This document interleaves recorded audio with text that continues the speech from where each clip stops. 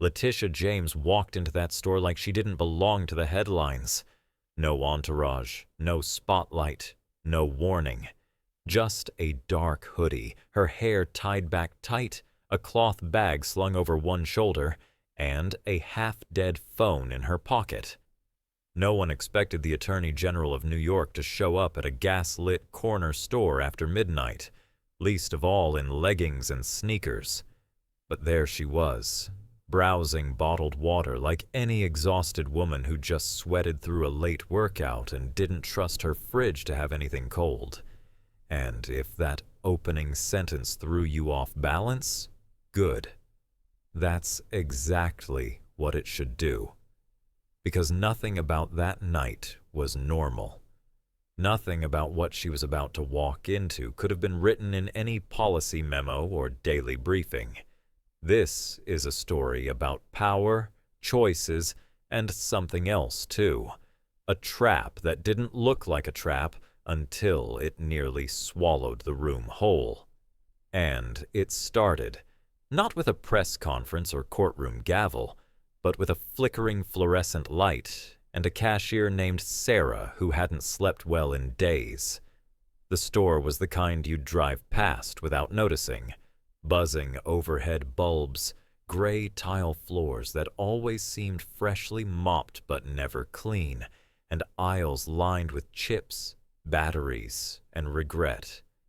It was late enough that the world outside had gone quiet, save for a garbage truck 2 blocks over and the soft echo of someone's failed muffler. Inside, Sarah leaned on the counter in her navy sweatshirt, earbuds dangling uselessly while she scrolled aimlessly on her phone. Her ponytail was falling loose. Her shift had likely started with ambition and coffee, but was now running on fumes and automatic gestures. Letitia pushed open the door without ceremony. It gave a tired, mechanical hiss, the kind that always sounded like it was exhaling the truth. Sarah didn't look up right away. It wasn't until the woman in the hoodie walked past the ATM that something clicked. Her eyes widened. Not just recognition. This was the kind of double take that usually only happens when someone famous tries to buy their own groceries. She squinted. Is that... But Letitia was already in motion. No need to confirm what her face already made clear. The Attorney General gave a sideways glance and the faintest smirk. "No office hours for thirst," she said dryly, picking up a cold bottle of water like she hadn't just diffused a union lawsuit the day before. Letitia didn't wait for small talk. She grabbed a protein bar, cranberry almond, and made her way to the counter with the sort of ease that said she'd done this before. And she had. These late-night snack runs weren't a novelty. They were ritual. In fact, she liked these moments.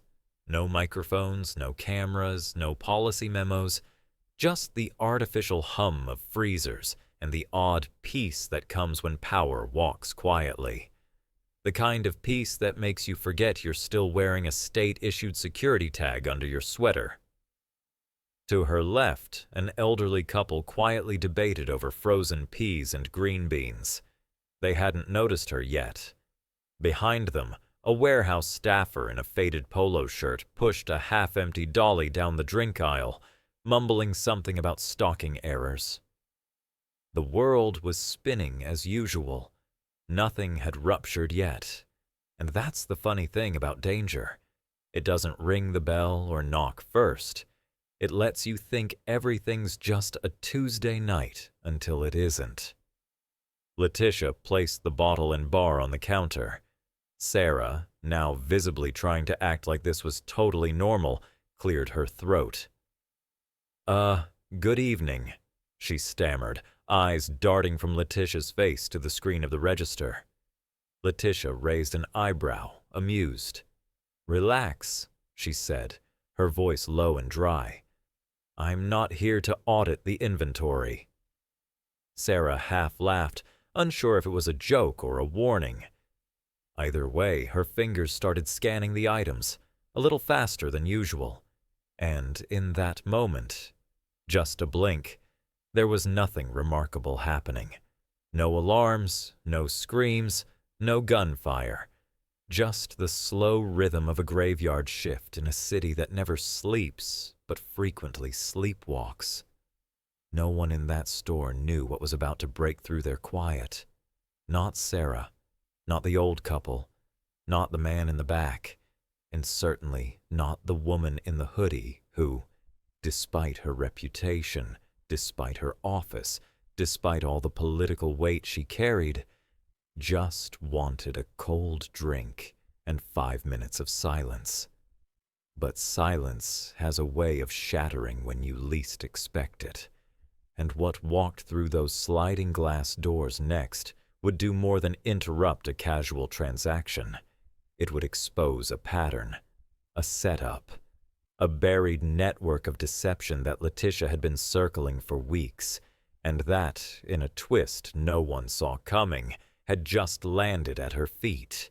And just like that, the air cracked open. The soft mechanical sigh of the door gave way to something colder. 3 uniforms stepping in with the kind of deadpan seriousness that didn't read "Officer on duty," but "Something's off and we brought backup." They moved like a triangle closing in. No smiles, no small talk, not even the perfunctory nod that real cops give when they enter familiar turf. The leader, Eric Holt, walked straight for the register like a man who'd done this before and was bored of doing it again. His sidekick, Bob Harrison, the type who probably had bacon grease under his fingernails and zero emotional range beyond grunt, flanked left with all the subtlety of a drunk linebacker. The last one, Mason, hovered awkwardly near the door, already sweating through his collar and blinking like a substitute teacher caught in the wrong class. Letitia didn't need credentials to know these men weren't here for donuts. It wasn't just the posture, though Holt carried himself like someone who used to boss rookies around before HR kicked him out for interpersonal conflict. No, it was the absence of protocol, of even the pretense of lawful behavior. Real officers walk in like they own safety. These 3 walked in like they owned fear. Sarah froze. Her hands hovered above the counter, fingers twitching like she wanted to vanish. Holt didn't waste a breath. He pulled his gun in one fluid motion and aimed it at her chest with the dispassion of someone choosing a parking space. "Open the register, now!" he barked, without so much as flashing a badge or identifying his department. For someone wearing a uniform, he sure was allergic to procedure. Letitia clocked it instantly. No nameplate, no radio, and absolutely no regard for optics, which meant he didn't think he'd need to explain himself to anyone alive after this. The couple near the frozen peas ducked behind a display of microwave dinners. Smart. Meanwhile, the man in the back vanished faster than any surveillance training could teach. Sarah, however, was rooted to the floor like truth at a campaign rally, visible but powerless. Letitia took 2 quiet steps back toward a candy rack, her movements smooth, deliberate, unassuming. One hand slipped into her hoodie pocket, not to grab a weapon, but something far more dangerous. The mental notepad of a prosecutor who's been building federal cases before most of these men figured out how to zip a duty belt. Then, Holt shouted again, louder this time, with a raw edge of ego bleeding through. 3 seconds, or I fire. Because nothing says I'm in control like screaming countdown threats to a cashier who's shaking so hard she can't find the enter key. It would have been laughable if it wasn't so nakedly pathetic. A man cosplaying authority because the real thing had been stripped from him, not by corruption, but by his own incompetence. Letitia watched as Mason, the youngest of the trio, visibly recoiled, turning his head as if hoping not to witness what he'd willingly walked into. That, in itself, told her plenty. He wasn't cut out for this. His fear wasn't just of the law, it was of the man standing next to him. Inside Letitia's mind, things weren't spiraling. They were aligning. Holt didn't come here to steal. He came to remind the world what unchecked power looks like when it stops pretending. But what he didn't know, what none of them knew, was that the woman half hidden behind a gum rack didn't just prosecute criminals. She studied them. She read their patterns, charted their delusions, and waited for the precise moment when bravado turns into tactical vulnerability. And it was coming. One misstep, one misplaced twitch, and the only countdown that mattered would be the one Holt never heard. The storm hadn't started, but it was already here.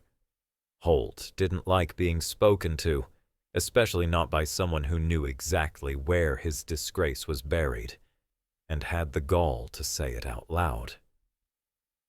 The moment Letitia said his name with that perfect prosecutorial calm, something in the air shifted. It wasn't fear. Not yet. But the illusion of control cracked just enough for everyone in the room to feel it. He whipped his head toward her, that twitchy vein pulsing on his temple, and for a second, it was like watching a bulldog realize the leash is back on. "You're that damn attorney general," he hissed, his voice a blend of disbelief and anger that a woman, in sneakers, had the audacity to ruin his fantasy of power. Letitia didn't flinch. She stepped forward, just a half step, measured and surgical, raising her hands slightly, not in surrender but in surgical command. "You were fired, Holt," she said evenly. "Not resigned, not retired. Fired.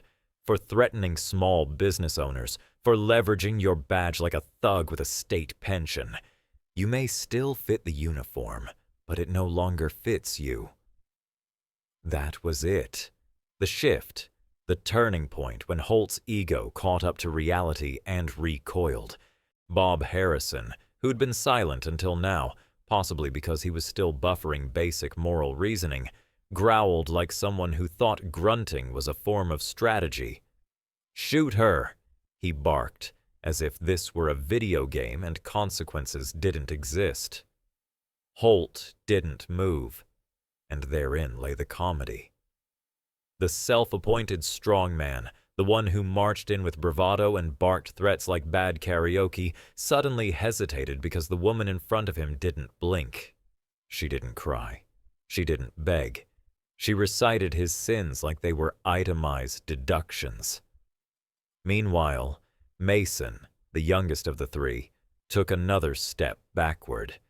It wasn't just retreat, it was recoil.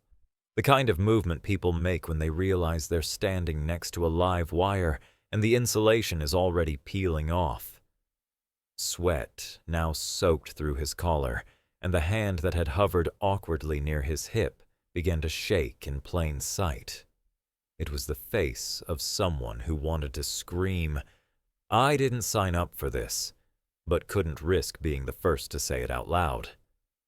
Letitia, sensing the instability in Holt's grip on both the firearm and his fragile authority, made a small, almost imperceptible gesture with her eyes toward Sarah. It wasn't panic, it wasn't command, it was a quiet, razor-edged warning. Don't. Not yet. The panic button would only escalate things. Holt's kind doesn't process resistance. They detonate in its presence. And that's when she moved. Not with chaos, not with bravado, but with clinical precision. She let her foot glide beneath the nearby beverage stand, tapping just enough to send a chilled bottle rolling across the slick floor. It was distraction by design, and Holt, predictably, took the bait. His eyes snapped downward, tracking the movement like a dog catching sight of a thrown steak. It was all she needed. One breath, one heartbeat, and Letitia was already moving, sliding low behind the adjacent aisle of overpriced candy and forgotten batteries, reclaiming the critical distance she needed. It wasn't cowardice, it was geometry. Distance plus cover equals advantage. And more importantly, vision. From this angle, she now had a clean line of sight, not just to Holt, but to Bob and to Mason's trembling hand. "You fire that gun," she said loudly, voice cutting through the air like a warrant through a lie. "And I promise you, Holt, you won't walk out of here. The surveillance system's been recording since you stepped through the door. That badge you're pretending to wear, it's about to get archived in evidence." Her tone wasn't angry. It was factual.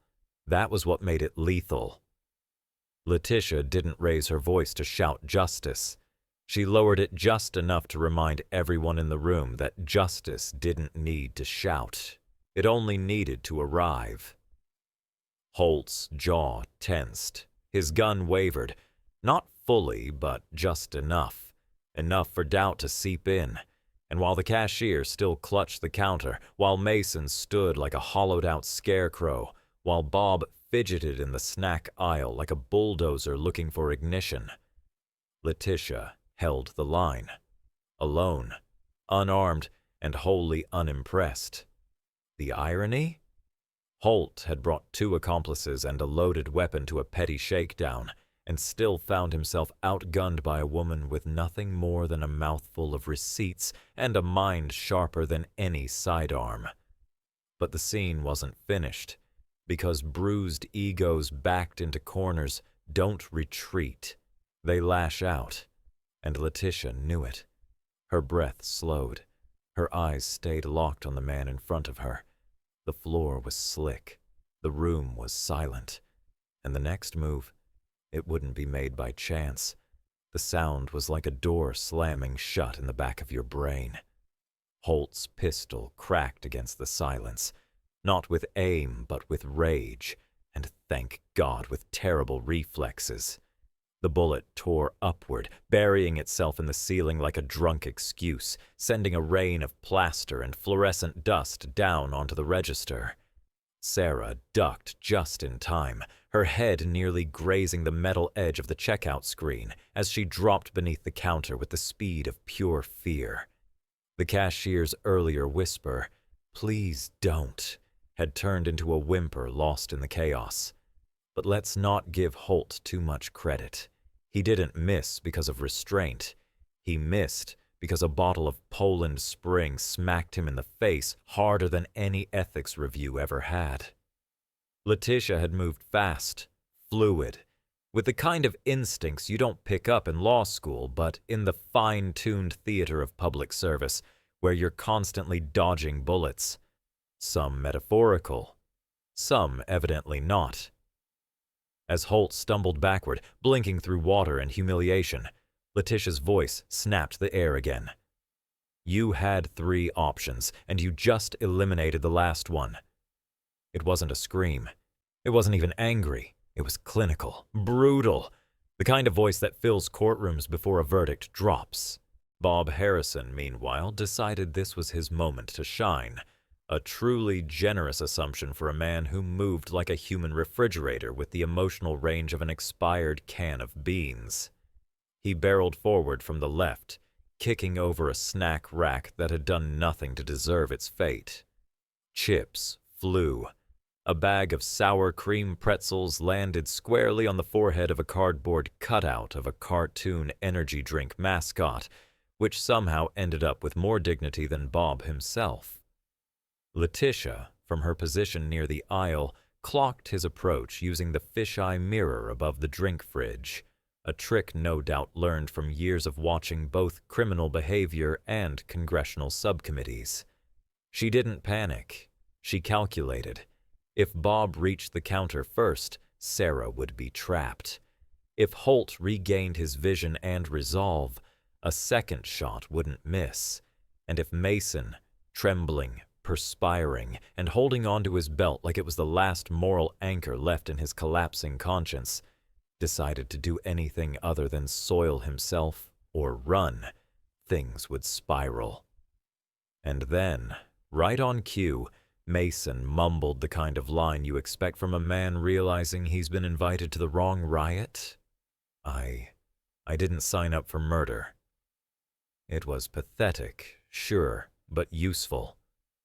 Letitia seized on it. "You don't want blood on your hands?" she said loudly, cutting across the room.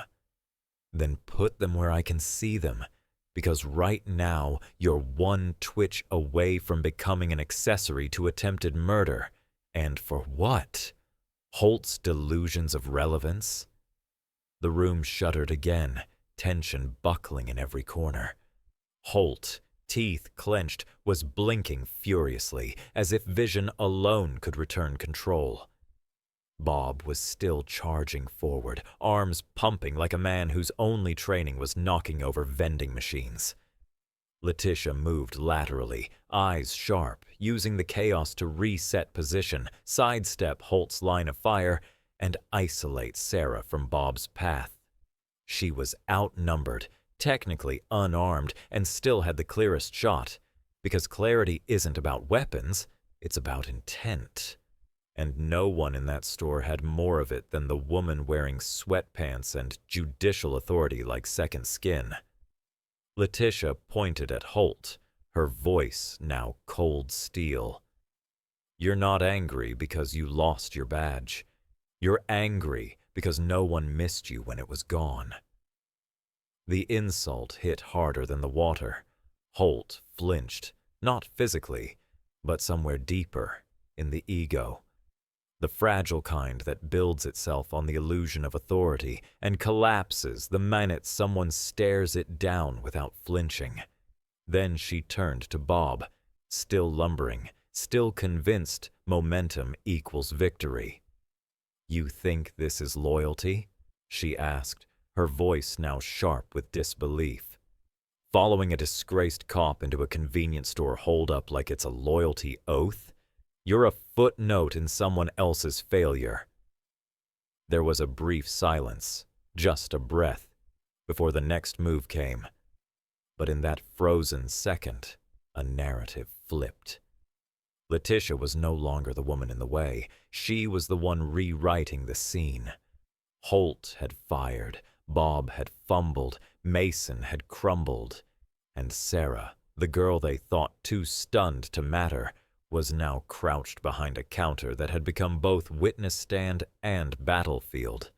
The ceiling tiles still swayed from the shot, dust falling in lazy spirals. The air carried a mix of cordite and overcooked fear. Letitia didn't need backup. She was the backup, and whether or not Holt realized it, the outcome had already changed. The next second would decide who left the store in handcuffs and who might never leave at all.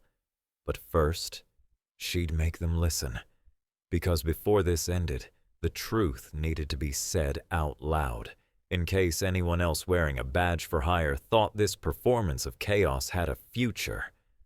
The store detonated in chaos, not with explosives, but with the raw panic of a gunshot ripping through fluorescent silence. The alarm system, which probably hadn't been serviced since the Bush administration, shrieked to life like it had just remembered its job. Red emergency strobes began pulsating with an urgency the staff clearly never expected to need. Shelves toppled. A display of canned chili crashed to the floor in protest. The air filled with the tinny echoes of panic and a pungent mix of sweat, plaster dust, and institutional failure. Letitia didn't flinch. She didn't hide. She moved. Swift, low, and tactical, not with the grace of a movie spy, but with the brutal economy of someone who's survived enough political hit jobs to recognize how to navigate a real one. She slipped into the aisle like a rumor no one could kill, darting between racks of beef jerky and dented cereal boxes. Bob Harrison, who up to this point had contributed mostly grunts and property damage, was about to discover the difference between mass and momentum. Just as Bob turned to assess the impact of the chaos he helped unleash, perhaps to growl out another incoherent command or simply flatten whoever moved, Letitia was already there.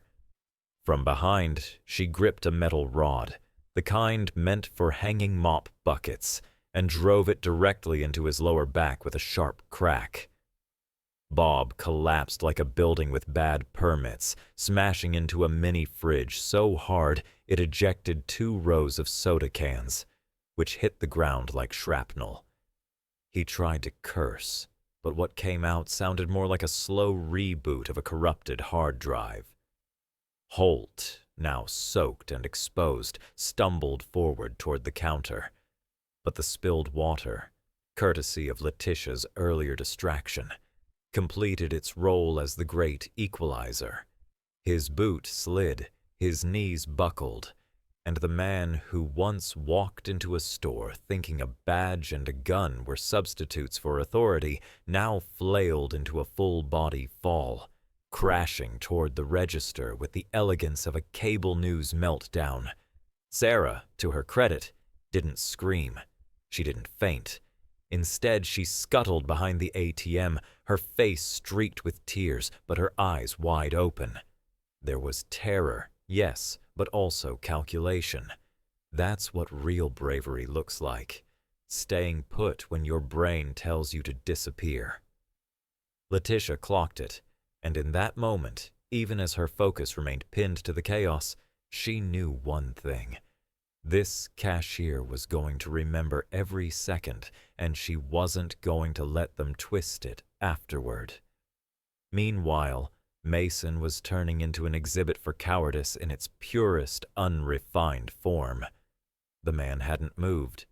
He hadn't spoken beyond the breathless fragments of guilt spilling from his mouth. I didn't know. I didn't mean... He looked like a confession waiting for an audience.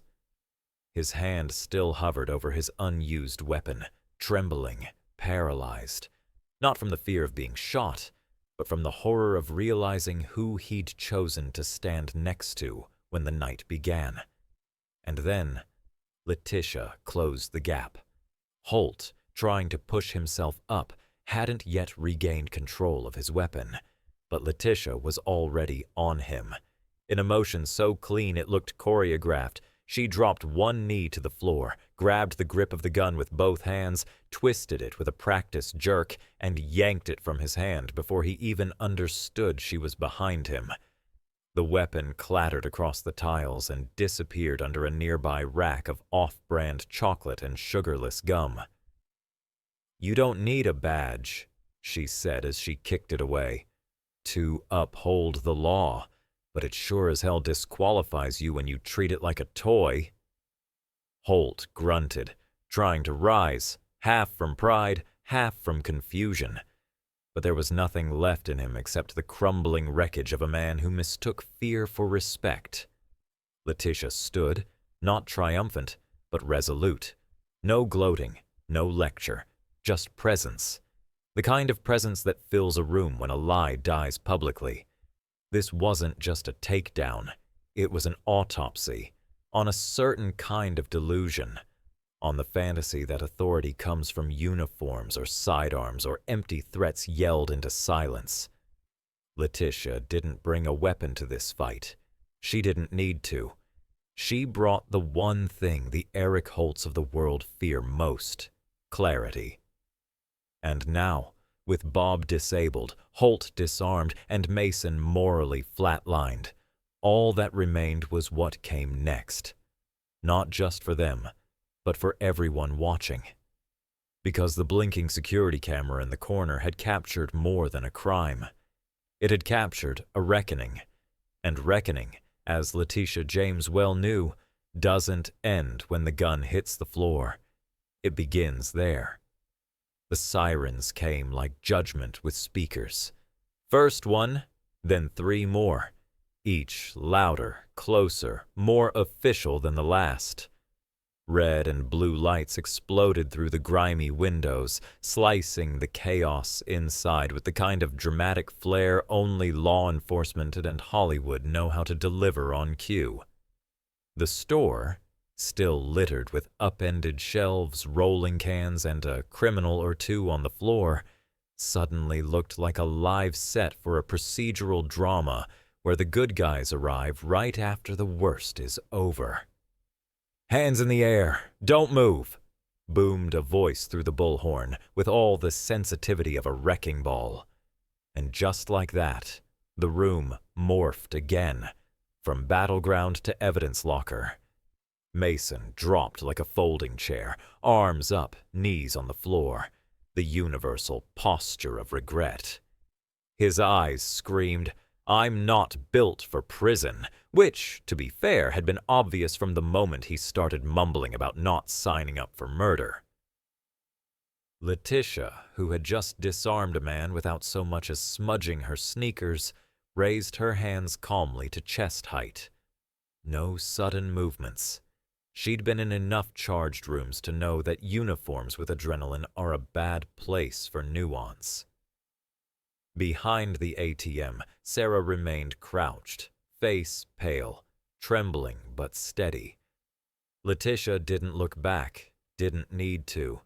Her instinct told her Sarah was still breathing, still there, and in this mess, that counted for everything.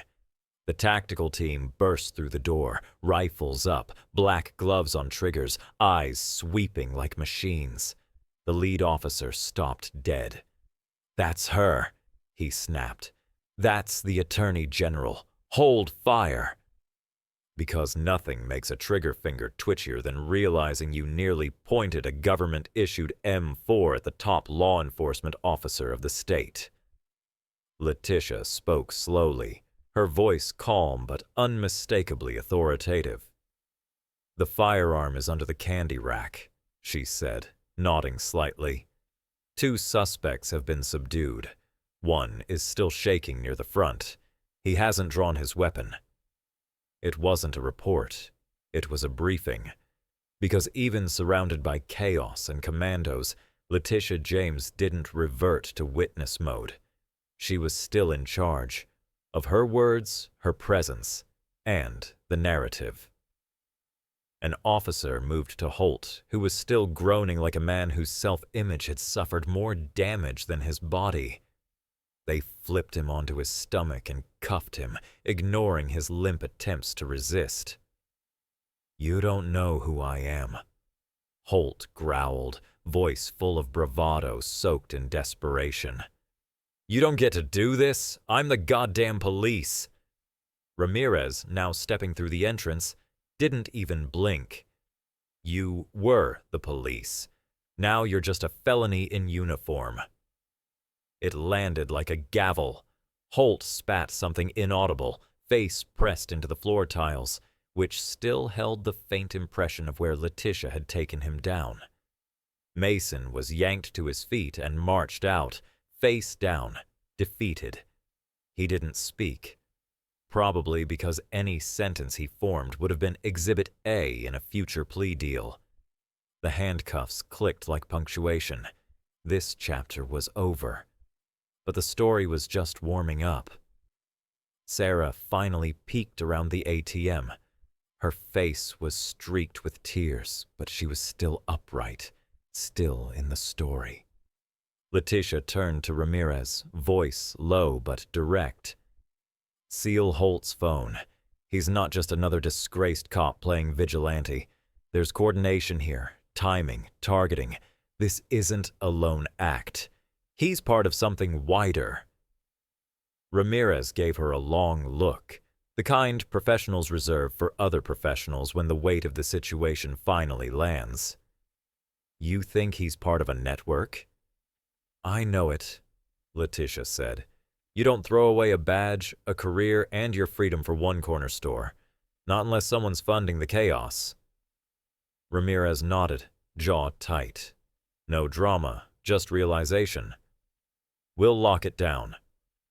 Because that was the real threat here. Not the weapon, not the outburst, Not even the bullet in the ceiling. It was the larger rot, the orchestrated attempt to mimic authority, to weaponize appearance, to hollow out public trust and parade its corpse through places that used to feel safe. Holt was a pawn with a badge and a grudge, but someone gave him the idea. Someone made him believe he wouldn't get caught, or worse, that he'd be protected. And while the cameras outside began to flash and the precinct vans began to fill, Letitia James didn't smile. She didn't grandstand. She turned back toward the scene, toward Sarah, still catching her breath, and said simply, "We're not done." Because beneath the spilled snacks and shattered egos was a trail, and she had every intention of following it. The aftermath had the muted quiet of a church the morning after a scandal. The sirens had faded. The camera flashes outside had dulled. But inside the store, aisles collapsed, gum wrappers trampled, snack displays mauled like a raccoon attack. The silence had a different weight. It wasn't peace. It was the breath held between survival and reflection. Ramirez stood by the front, clipboard in hand, barking orders with the grim efficiency of a man who's seen one crime too many and one confession too few. Officers milled about like forensic ants, bagging shell casings, documenting scuff marks, and pretending the bullet hole in the ceiling didn't summarize half the country's trust in uniforms gone rogue. Back near the break room, Sarah sat, pale but upright, the plastic chair beneath her creaking with each shift of her weight. Her hands still trembled slightly as she held a paper cup filled with lukewarm tea someone had remembered to offer. But her eyes, that was different. Not vacant, not crushed, just wide, watching everything like someone who now understood how thin the line was between cashier and casualty. Letitia stepped into frame without ceremony, no halo of applause, no podium to lean on.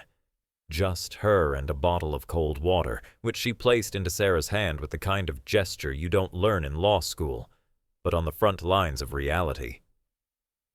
"You didn't run," Letitia said simply. "You lived.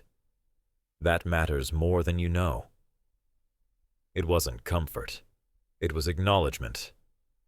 And sometimes that carries more weight than pity ever could. Ramirez approached, eyes scanning the wreckage like it was a metaphor no one dared say aloud. Holt wasn't new to this, he said. Booted off the force for intimidation, shaking down bodegas, threatening owners for side deals, slippery enough to avoid real charges, until tonight. Letitia nodded, her voice clipped. "I've been tracking him for weeks. He had a pattern, targeting low-visibility locations, often ones without full surveillance. This one wasn't even supposed to be on his list. I think he wanted to make a point tonight, wear the uniform one more time, maybe remind the world what he thought it owed him. And instead," Ramirez added, "he reminded us why he lost the badge in the first place." Letitia didn't smile. She rarely did in moments like this, because nothing about this was poetic. Holt didn't go down in a blaze of truth. He slipped on a puddle of water while trying to rob a store like a low-rent Rambo who thought a gun was still a license to be feared. And yet, his delusion had nearly cost lives. That was the part most people didn't understand. Evil doesn't always come with music cues and twirling mustaches. Sometimes it shows up in faded uniforms and smug entitlement. Sarah's voice, small but steady, cut through. "If you hadn't been here," she began. Letitia turned to face her. "You still would have made it," she said. "You stayed sharp. You didn't freeze. You bought yourself time. I was just lucky enough to be close." Sarah nodded slowly, the words sinking in. Then she looked down at her phone, screen still lit. The photo was still there, taken less than an hour before everything shattered. In it, Letitia stood in front of the register, hood up, hands in her jacket, casual. Sarah beside her, smiling nervously, oblivious. Behind them, 3 men in uniform had not yet shown their teeth. It looked now like a frame from a horror movie moments before the monster appears. With a shaky thumb, Sarah typed a caption. Not a movie. This happened. She saved me. Then, with the same bravery it took to stay behind the ATM, she hit post. Letitia glanced over but didn't object. The truth didn't need vetting tonight. It needed witnesses, and Sarah, for all her fear, was proving herself more than qualified. Ramirez nodded toward the cameras. Footage confirms it all. From the moment Holt walked in to when you stripped the weapon, they'll try to spin it. Some defense attorney with an underpaid moral compass. But this is airtight. Letitia let out a quiet breath. They always try to spin it. Stress, pressure, years of service. As if past employment justifies present crimes. She turned toward Sarah again. But they don't get to rewrite this one. Not tonight. Because somewhere in that wrecked store, between the broken shelves and the shattered pride of a man who used to wear the law like armor, a different narrative had emerged. One where the badge didn't save the day. One where it had to be stopped. And for once, the one holding the truth got to speak first. But if Holt was just a symptom, what was the disease? And who, exactly, kept supplying him with the virus of impunity? That part hadn't been answered. Yet. Just when the dust had begun to settle, when the sirens faded into background static and Sarah's post started bouncing around the internet faster than cable news could catch up, a uniformed officer approached with a grim expression and a clear plastic evidence bag.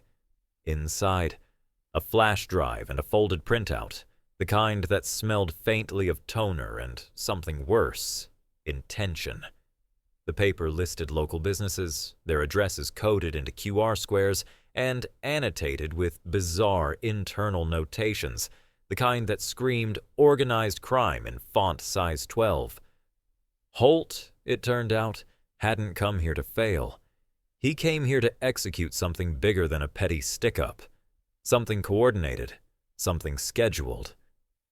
Letitia took one glance at the contents and didn't blink. "That's not just a target list," she said.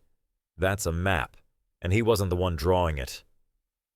Her voice was sharp, slicing through the room with the kind of authority that doesn't request confirmation. It declares it.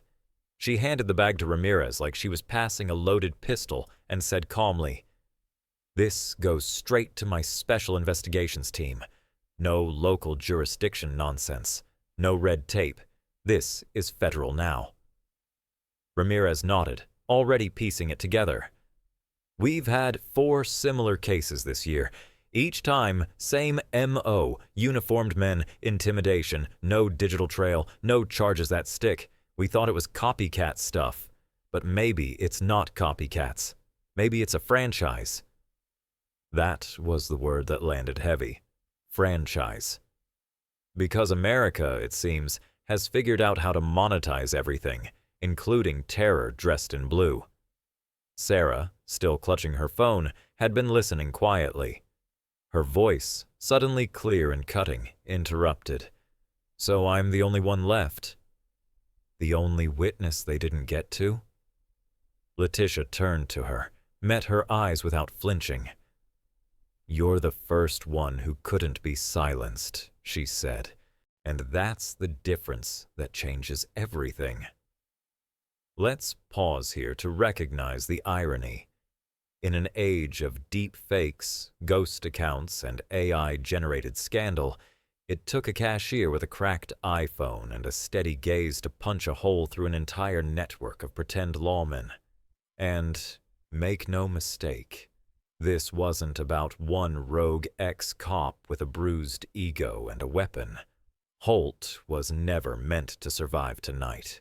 He was a disposable pawn, an errand boy with a badge and a countdown clock. The real players were still out there, anonymous, encrypted, and arrogant enough to believe a failed assault in a convenience store would go unnoticed, folded quietly into the year's endless scroll of civic dysfunction. But tonight didn't go quietly, because Holt didn't count on Letitia James walking in for water. He didn't count on someone who'd spent a career dismantling corrupt institutions recognizing the same rot when it walked in with a gun and a script. And he damn sure didn't count on her surviving long enough to expose the larger plan. That plan got its first real crack when another officer called over from the evidence table. "You're gonna want to see this," he said, holding up Holt's phone. The screen displayed a message thread with someone tagged only as LK, a monogram more than a name, but enough to raise an eyebrow. The last message, time-stamped just before the incident, read, "Execute on schedule. Keep it clean. No witnesses. Report to Tier 2 if compromised." Letitia exhaled through her nose. Not surprise. Confirmation. She stepped closer. "Tiered structure," she muttered. "That's not street crime. That's syndicate language. Chain of command, compartmentalization. This isn't about money. This is about destabilization. They're not robbing stores. They're robbing trust." And that's the part that should make your skin crawl. Because if you think a guy like Holt, washed up and easily enraged, could build something like this alone, then you've clearly never studied how rot spreads. Not loudly, but incrementally, invisibly, dressed in authority and speaking the language of legitimacy. They didn't want money from these stores. They wanted headlines, panic, the erosion of faith in the idea that uniforms equal safety. Letitia turned to Ramirez, voice flat but forceful. "Seal everything. Phone, flash drive, that printout. Then escalate it to federal organized crime, and tell them to flag every case involving impersonation and coercion since January 6th. There's a pattern, and I think we're finally looking at a piece of its blueprint." Ramirez's jaw tightened. "You think this connects back to the Capitol fallout?" "I don't think," Letitia said. "I know. These aren't isolated cells. These are echoes, trained, activated, and shielded by systems we still pretend are secure."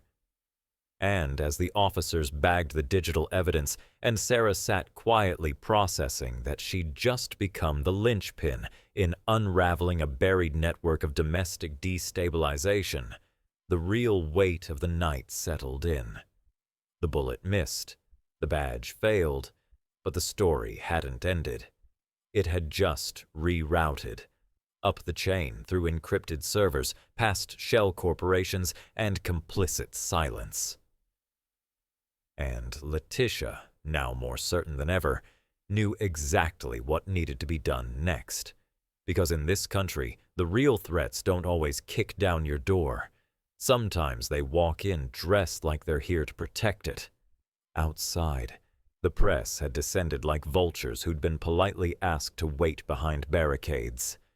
Cameras flashed over the police tape. Reporters whispered into microphones with the faux gravity of actors auditioning for the role of serious journalist. And somewhere in the chaos, a news truck had parked partially on the sidewalk, because nothing says responsible media like blocking pedestrian access during a felony investigation. Inside, Sarah sat behind the register again, no longer the trembling girl from 2 hours ago, but not quite whole either.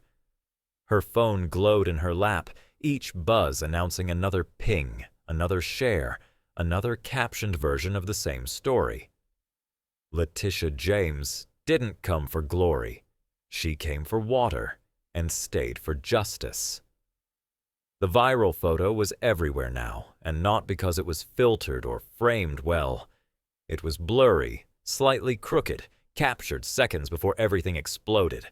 But in that imperfection, people saw something rare. An official, a real one, standing without a podium or script, protecting a stranger without precondition. Not just an attorney general, one tweet read, but a shield in human form. If that sounds dramatic, it was. But after the year America had endured, drama felt like a fair price for the truth. Ramirez approached, his voice lower now, not out of secrecy, but reverence. "You didn't just stop a robbery," he said, eyes on Letitia. "You broke a chain, and with what we pulled from Holt's gear, we may finally be able to gut the thing at its source." Letitia didn't nod. She simply exhaled and said, "Then we keep cutting. One link at a time." It wasn't performative. It was policy. It was the difference between a press release and a reckoning. Sarah, still watching the likes roll in, looked up slowly. "Do you think they'll come after me?" Her voice cracked, not with fear, but with something more dangerous. Rational doubt. Letitia met her gaze head on. "If they do," she said plainly, "they'll find me standing right here." That was the thing with Letitia James. She didn't use metaphors when bullets were involved. She didn't make vague promises wrapped in press conferences. She said what needed to be said, and meant every damn word. And the kind of people who underestimated that were the kind of people now being loaded into patrol cars, wrists cuffed, egos deflated. A young officer stepped forward, barely old enough to rent a car, eyes wide with something between awe and apology. "Ma'am," he began awkwardly, "would it be all right if I got a picture with you?" There was no entitlement in the request, just the startled reverence of a rookie realizing his badge wasn't the only source of courage in the room. Letitia glanced at the wreckage. Fallen displays, scuffed tiles, a shattered shelf of cereal boxes that looked like a Jackson Pollock crime scene.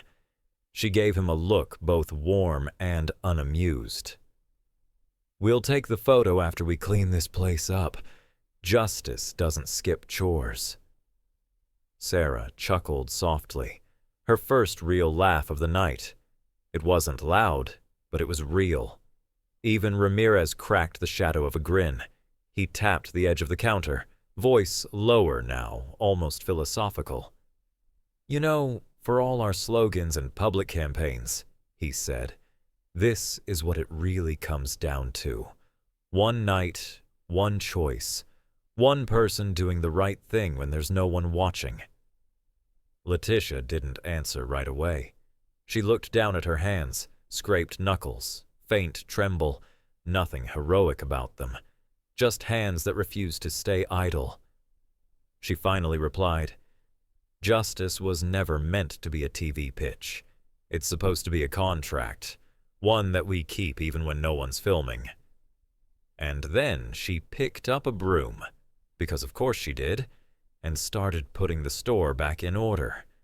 That was the part that no headline would ever get right. Not the gun, not the takedown, not even the syndicate behind the curtain. It was the simple act of staying, of rebuilding, of refusing to walk away from a mess until the pieces were back where they belonged. And out front, the press kept shouting questions. But inside, something had shifted. Not just in Sarah, not just in the officers, but in every frame of surveillance footage that would eventually get dissected on the nightly news. Because tonight, someone showed up for water and stayed to remind the country that justice doesn't need makeup, microphones, or a marketing team. It needs witnesses. It needs memory. And above all, it needs people who will still be sweeping long after the cameras turn away. The fight wasn't over, not even close. But for the first time in a long time, the public had seen something worth believing in again, and that belief, fragile, flickering, but alive, was the most powerful evidence of all. By the time the clock scraped past 3 a.m., the store had settled into a fragile calm, the kind that follows disaster but doesn't quite erase it. The floors had been cleared of debris, the soda had been mopped from the tiles, and the shattered candy rack now stood, awkward but upright, thanks to Letitia James's own hands. Her sleeves were rolled up, fingers dusted with plaster, the posture less top state prosecutor and more corner store regular refusing to let a mess define the night. Behind the counter, Sarah brewed tea with slow, practiced movements. No trembling now, just focus. She looked different, not hardened, but clarified. The kind of clarity that only comes after facing down the kind of violence that changes the way you see uniforms and trust. Detective Ramirez returned one last time, holding a slim evidence bag and a copy of the temporary forensics report. "Here it is," he said quietly, placing it on the counter beside her. "Preliminary extraction from the USB cluster-based structure. Same encryption scheme the NYPD traced back in 2021. Remember that mess out in Queens?" Letitia didn't have to answer. She remembered. A defunct shell nonprofit fronting for a paramilitary group that specialized in panic and plausible deniability. The kind of operation that thrives when the public can't tell if the uniform on the street is there to help or harm. "They're not after money," Letitia murmured, not to Ramirez but more to herself. "They're after certainty. They want to dissolve the line between authority and impersonation. If they succeed, this country won't know who's actually protecting them. And worse, they won't care." That line hit the room like another bullet, quieter this time, but deeper. Sarah, now seated again with a steaming mug cupped in both hands, asked what had been waiting all night to be said. "Are you going to keep going after this?" Letitia didn't turn right away. She stared through the glass doors where dawn had begun to smear gold across the quiet sidewalk. Outside, journalists paced, setting up cameras with the hunger of men who didn't know what they were hungry for. But Letitia had known for years. She exhaled and said simply, "There's no other choice." It wasn't defiance. It was duty, the unspoken kind that lives in the bones long after the applause ends and the press cycles on. She turned to Sarah one last time, voice steady but gentle. "We don't need to show up tomorrow. You don't need to stand in front of a microphone. But your testimony, it will shatter their spine. They built this operation assuming fear would silence people. You proved them wrong." Sarah nodded, not trembling, not shrinking, just nodding. Her phone, now a digital time capsule, buzzed once more. The photo, now north of 50,000 shares, continued to ripple through the public's fractured attention span. But for Sarah, the numbers weren't the point anymore. She had survived. She had stayed. And now she was ready to speak. Not for the likes, for the record.